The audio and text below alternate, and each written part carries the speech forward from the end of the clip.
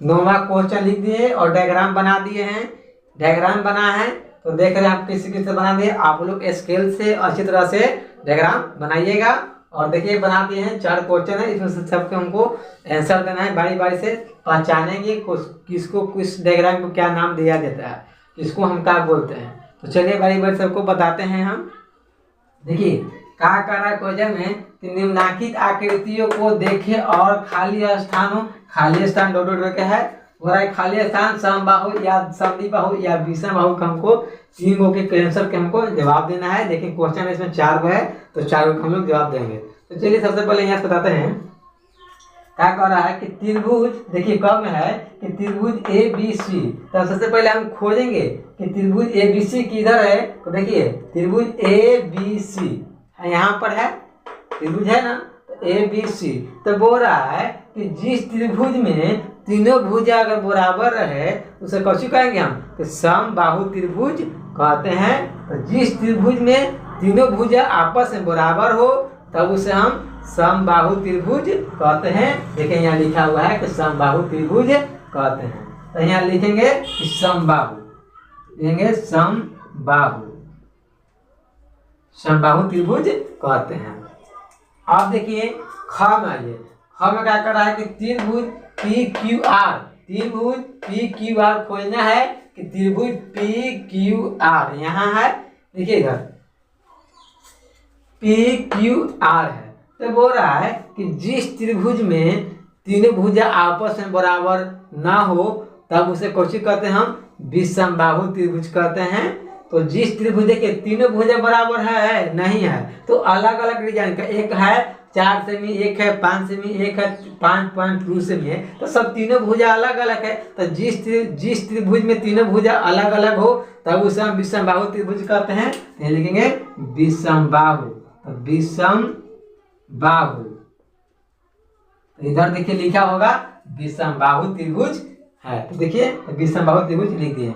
अब क्या कह रहा है, देखिए इधर क्वेश्चन में क्या कर रहा है, देखिए ख बन गया। और एक ग में देखिए ग में कर रहा है कि त्रिभुज DEF। तो खोजेंगे कि DEF मिल गया, त्रिभुज DEF। तो DEF देखिए हमको 2 भुजा मिल गया, तीसरा भुजा नहीं मिल रहा है। तो 2 भुजा मिली तो हम क्या बोलेंगे कि जिस त्रिभुज में 2 भुजा आपस में बराबर हो तब उसे समद्विबाहु त्रिभुज कहते हैं। तो देखिए इधर लिखा हुआ है कि समद्विबाहु त्रिभुज बोलते हैं। जिस त्रिभुज में 2 भुजा आपस में बराबर हो उसे समद्विबाहु त्रिभुज कहते हैं। तो यहाँ पर लिखेंगे हम कि समद्विबाहु त्रिभुज कहते हैं। तो यहाँ लिखेंगे कि समद्विबाहु त्रिभुज कहते हैं। ठीक है, तो लिख दिए। देखिए आप देखिए घ में क्या कर रहा है, घ में कर रहा है कि त्रिभुज EFG। तो त्रिभुज EFG यहाँ शुरू स्टार्टिंग में है EFG है। देखिए घ में कि त्रिभुज EFG। तो बोला देखिए इसमें 2 भुजा मिल रहा है, तीसरा भुजा मिल रहा है नहीं मिल रहा है। तो 2 भुजा मिलता है तो क्या बोलते हैं कि जिस त्रिभुज में 2 भुजा आपस में मिलता है तब उसे हम समद्विबाहु त्रिभुज बोलते हैं। तो देखिए यहाँ भी लिखा हुआ है कि समद्विबाहु त्रिभुज बोलते हैं। जिस त्रिभुज में 2 भुजा मिल जाए तब उसे हम समद्विबाहु त्रिभुज कहते हैं। तो हम यहाँ लिखेंगे कि समद्विबाहु त्रिभुज कहते हैं। चलिए यहाँ भर दिए कि समद्विबाहु त्रिभुज कहते हैं। तो देखिए 9वां के क्वेश्चन बन गया और 10वां आपको बना के दिखा रहे हैं अगला स्टेप में। देखिए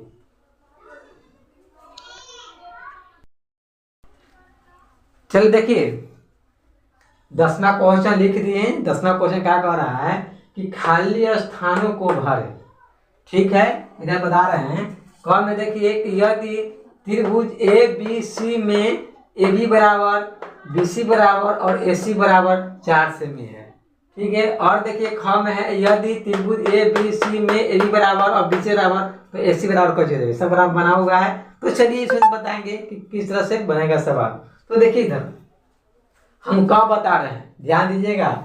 तो देखिए यदि त्रिभुज ABC में AB बराबर और BC बराबर और AC बराबर 4 सेमी दे दिया है। एक त्रिभुज है जिसमें AB दे दिया है, BC दे दिया है और AC तीनों मिला के दे दिया है 4 सेमी। समबाहु त्रिभुज,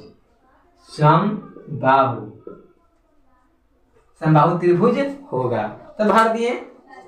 आप देखिए, अब बताते हैं त्रिभुज ए बी सी में ए बी बराबर और बी सी बराबर और ए बी सी दे दिया है, तब बोलेंगे हम लोग को चीज, हम द्विबाहु त्रिभुज हम लोग बोलते हैं कि यदि त्रिभुज A B C angle A बराबर 90 डिग्री के तब है, तब ए देखिए त्रिभुज ए बी सी त्रिभुज डॉट डॉट कर कैसे है। तो चलिए बताते हैं कि यदि त्रिभुज ए बी सी बराबर कितना दे दिया है, देखिए ए बराबर कितना दिया है 90 डिग्री दिया है, कि जिस त्रिभुज में एक कोण 90 डिग्री का कोण बनता है, यदि त्रिभुज ए बी सी में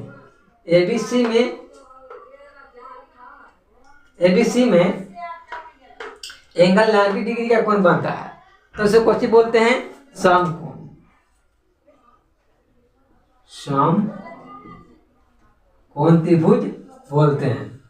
और ये क्या कर रहा है कि यदि त्रिभुज ए बी सी में एंगल सी बराबर 120 डिग्री है, तो ए बी सी में त्रिभुज बताइए, तो बोलेंगे जिस त्रिभुज में 90 डिग्री से अधिक हो, तब उसे कौन सी बोलेंगे, हम अधिक कोण बोलेंगे। इससे यहाँ पर हो जाएगा अधिक कोण, तो यहाँ लिखेंगे अधिक कोण त्रिभुज होगा। जिस त्रिभुज में 90 डिग्री से अधिक हो, मतलब ज्यादा हो, तब उसे हम लोग कौन सी बोलेंगे, अधिक कोण बोलेंगे। और